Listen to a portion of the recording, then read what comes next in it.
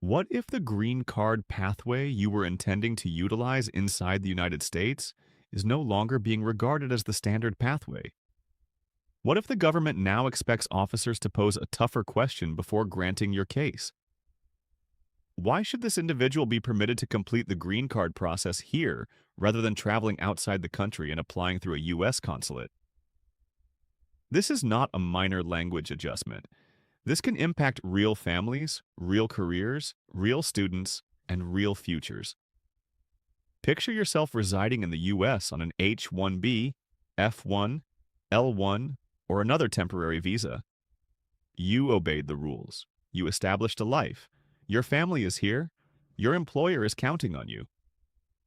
And now, when your green card case arrives at the final stage, you may encounter more questions, more pressure, and more uncertainty than you anticipated. Here is the critical part. Adjustment of status has not been eliminated. You can still submit Form I-485 if you qualify. Pending cases are not automatically refused. But the manner in which USCIS is now characterizing adjustment of status matters. The agency is highlighting that approval is discretionary, not automatic. That signifies an officer may examine beyond basic eligibility and evaluate whether your complete story supports approval inside the United States. And that is where numerous people commit a perilous error. They assume, my petition is approved, my priority date is current, so I am protected. But in this current environment, being eligible may not be sufficient. You may need to demonstrate strong positive factors, lawful status, clean immigration history, consistent employment, tax compliance, family connections, community connections, and a clear justification for why consular processing could create hardship or disruption. In this video, Timothy will dissect this in straightforward language. We will clarify what shifted, what did not shift, who should pay attention, what risks families and workers may encounter, and what practical steps you can implement before an interview, before a request for evidence, or before a decision arrives. Do not panic. Do not speculate. Do not depart the United States without legal counsel. But do pay attention because the individuals who prepare early may be in a considerably stronger position than the individuals who wait until USCIS poses the difficult questions first. This may be the moment when your documents, your timeline, and your explanation carry more weight than ever before. So remain with Timothy until the conclusion. Today on US Updates Hub, we are discussing one of the most significant green card updates for individuals already inside the United States.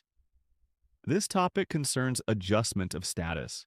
That is the process numerous people utilize to apply for a green card without departing the United States. For years, many applicants regarded this as the obvious pathway. If you were already in the country, if your petition was approved, if your visa number was available, and if you qualified under the law, you submitted Form I-485 and waited for USCIS to determine. But now, USCIS is employing stronger language. The agency is reminding officers that adjustment of status is not automatic. It is discretionary. It is being characterized as extraordinary relief, and that single concept may alter how numerous cases are evaluated. Before Timothy goes further, this video is not legal advice. Immigration cases depend on personal facts. If you have a pending case, a past overstay, unauthorized employment, a criminal matter, an old denial, or any travel plan, speak with a qualified immigration attorney before making decisions. Now let us make this straightforward. There are two primary ways many individuals obtain permanent residence. The first method is consular processing. That typically means the individual completes the immigrant visa process outside the United States through a U.S. embassy or consulate. The second method is adjustment of status. That means the individual is already inside the United States and requests USCIS to grant permanent residence without requiring them to depart.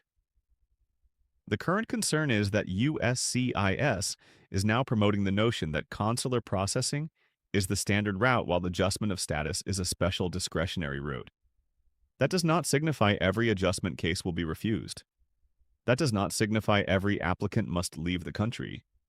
That does not signify Form I-485 is eliminated. but it does signify applicants should cease thinking about adjustment of status as solely a paperwork matter. It is now more critical to consider your complete record.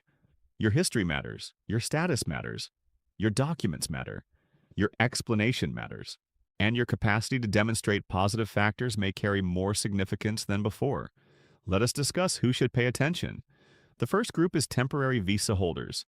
This includes individuals on H-1B, F-1, L-1, O-1, TN, E-2, J-1, and other temporary statuses. Some of these categories are more complicated than others. H-1B and L-1 workers, for example, frequently involve dual intent. That signifies an individual can maintain temporary status while simultaneously having a future immigrant intent. But even then, discretion may still be examined. If you are a student, visitor, exchange visitor, or someone who entered for a temporary purpose, USCIS may examine closely your original intent, your conduct after entry, whether you maintained status, and whether you adhered to the terms of your visa. This is where numerous people become anxious.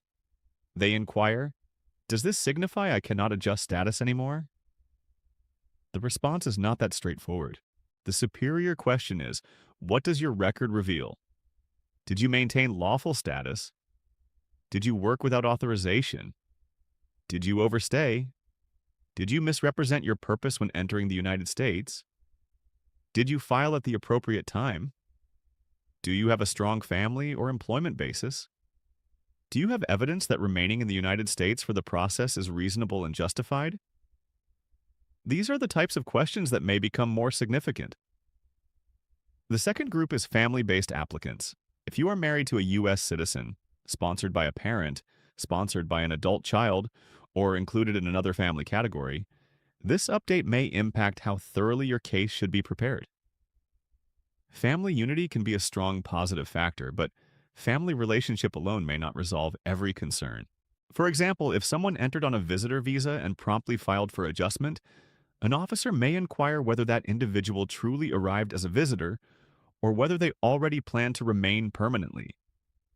If someone overstayed for an extended period, the officer may inquire why they stayed in the United States. If someone would face separation from a U.S. citizen spouse or children, that should be documented thoroughly. The purpose is not to generate fear. The purpose is to prepare the record before the officer develops doubts. The third group is U.S. citizens and green card holders sponsoring relatives. Many sponsors believe immigration policy only impacts the immigrant. That is incorrect. If your spouse, parent, child, or other relative encounters delay, uncertainty, or possible consular processing, your household is impacted as well. You may experience emotional strain. You may encounter travel expenses. You may encounter income disruption. You may encounter childcare complications. You may encounter months of uncertainty. This is why sponsors should additionally comprehend what is occurring. A green card case is not merely a government file, it is a family plan. The fourth group is employers. If a company is sponsoring a worker for permanent residence, this update may impact workforce planning. An employee who anticipated adjusting status inside the United States may now require stronger documentation. The employer may need to assist in demonstrating stable employment, lawful work authorization, the significance of the role, and the practical harm that could result from interruption. For businesses, this is not merely immigration paperwork. It can impact projects, staffing, deadlines, and long-term planning. Now let Timothy address the biggest misunderstanding. Many individuals confuse eligibility with approval. Eligibility signifies you satisfy the basic requirements to apply. Approval signifies USCIS decides to grant the benefit. Those are not identical. You may possess an approved petition. You may possess a current priority date. You may have submitted the correct forms. You may have paid the correct fees. But if the benefit is discretionary, USCIS can still examine the total picture. That total picture may include positive and negative factors. Positive factors may include lawful status, stable employment, payment of taxes, close family connections in the United States, extended residence, education, community involvement, clean record, and hardship if compelled to process abroad. Negative factors may include immigration violations, unauthorized employment, fraud, misrepresentation, criminal matters, repeated overstays, failure to depart when required, or conduct that suggests misuse of a temporary visa. This is why preparation carries weight. A weak case is not always weak because the individual is ineligible. Sometimes it is weak because the narrative is not documented. Let Timothy provide you an illustration. Imagine two applicants. Applicant number 1 submits form I-485 with only the basic required documents. The forms are complete, but there is very little explanation of family connections, work history, lawful conduct, or hardship.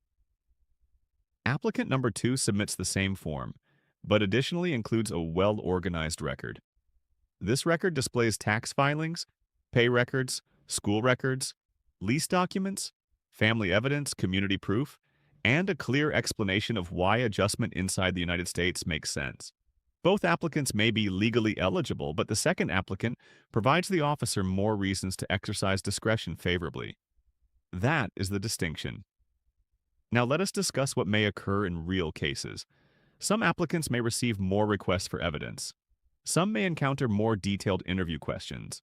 Some may be questioned why they selected adjustment of status instead of consular processing. Some may need to clarify periods of overstay or status gaps. Some may need to demonstrate that they did not misuse a temporary visa. Some may need to establish why departing the United States would create serious disruption. Again, this does not signify automatic denial. It signifies the case may require a stronger explanation. So, what should you do now? Timothy recommends these steps. Step 1. Review your immigration timeline. Document the date you entered the United States. Document your visa category at entry. Document every change of status. Document every extension. Document every period of work authorization. Document every trip outside the United States. Document every filing date. Document any status gap, overstay, denial, arrest, or immigration complication. Do not speculate. Utilize documents. Step 2. Collect proof of lawful conduct. This can include I-94 records, approval notices, EAD cards, pay stubs, W-2 forms, tax returns, school transcripts, employment letters, lease agreements, mortgage records, utility bills, and proof that you adhere to the terms of your visa. If you are a student, maintain proof of enrollment and SEVIS compliance. If you are a worker, maintain proof of authorized employment. If you are a spouse of a U.S. citizen, maintain proof of a genuine marriage, shared residence, shared finances, photographs, travel records, insurance, and family support. Step 3. Document positive equities. This signifies evidence demonstrating why you merit a favorable decision. Consider family connections. Do you have a U.S. citizen spouse? Do you have U.S. citizen children? Do you care for a parent? Do you support your household? Do you maintain a stable position? Do you volunteer? Do you pay taxes? Do you possess a clean record? Do you have medical, financial, or family reasons why departing the United States would cause harm? These facts should not remain only in your memory. They should be organized. Step 4. Prepare for interview questions. If you are summoned for an interview, do not enter unprepared. You may be questioned why you adjusted status instead of consular processing. You may be questioned about your visa history. You may be questioned about your intent when you entered the United States. You may be questioned about any overstay or unauthorized employment. You may be questioned about your relationship, your position, or your family situation. The safest response is not a memorized response. The safest response is a truthful response supported by documents. Step 5. Do not travel carelessly. This is extremely important. If you have a pending adjustment case, international travel can generate complications. Advance parole may assist in some cases, but travel decisions should be evaluated carefully with an attorney. Do not presume that because someone else traveled safely, your case is protected as well. Every immigration history is different. Step 6. Create a backup plan. Ask your attorney one direct question. What occurs if USCIS pushes my case toward consular processing or refuses adjustment as a matter of discretion? That does not signify it will occur, but you should comprehend the risk before the risk materializes. Would you require a waiver? Would departing trigger unlawful presence bars? How long could you be outside the United States? Would your position be impacted? Would your spouse or children be impacted? Would your employer support the process? These questions carry significance because once you depart the United States, resolving a complication can become considerably more difficult. Now, let Timothy discuss the positive news. Adjustment of status still exists. USCIS is still accepting Form I-485 filings for eligible applicants. The law has not vanished. Many individuals will still possess strong cases, but the strategy must improve. In the past, some applicants filed as if eligibility alone was sufficient. Now, it may be wiser to file as if the officer needs to comprehend your complete story from day one. That signifies clean organization, clear evidence, strong timelines, careful explanations, and no careless errors. If your case is already pending, do not panic. Review your file. Verify whether your attorney possesses all important documents. Prepare for possible questions. Do not submit random evidence without legal counsel, but do not disregard the matter either. If you receive an RFE, interview notice, notice of intent to deny, or any unusual USCIS communication, act promptly. Deadlines carry significance. If you have not filed yet, this is the moment to slow down and prepare correctly. Rapid filing is not always strong filing. A complete case may be superior to a rushed case. Before Timothy finishes, remember these 3 points. First, adjustment of status has not concluded. The process still exists for eligible applicants. Second, discretion is now the key word. USCIS may examine more closely the complete facts of your life, not solely the basic forms. Third, preparation is your strongest protection. The individual who possesses documents, timelines, and clear explanations is in a superior position than the individual who waits until a complication surfaces. This update is serious, but it is not a reason to panic. It is a reason to get organized. It is a reason to pose better questions. It is a reason to comprehend your own immigration history before an officer inquires about it. And it is a reason to treat your green card case like a complete legal narrative, not merely a stack of forms. If this video helped you comprehend the situation, subscribe to US Updates Hub for more immigration updates in straightforward language. Additionally, write in the comments, are you planning to file adjustment of status or is your I-485 already pending? Your response assists Timothy in knowing what type of updates to cover next. And before you leave, watch the next video on your screen. In that video from US Updates Hub, Timothy explains the documents every green card applicant should prepare before a USCIS interview or request for evidence. Stay informed, stay organized, and make decisions based on facts, not fear. Timothy will see you in the next update right here on US Updates Hubby.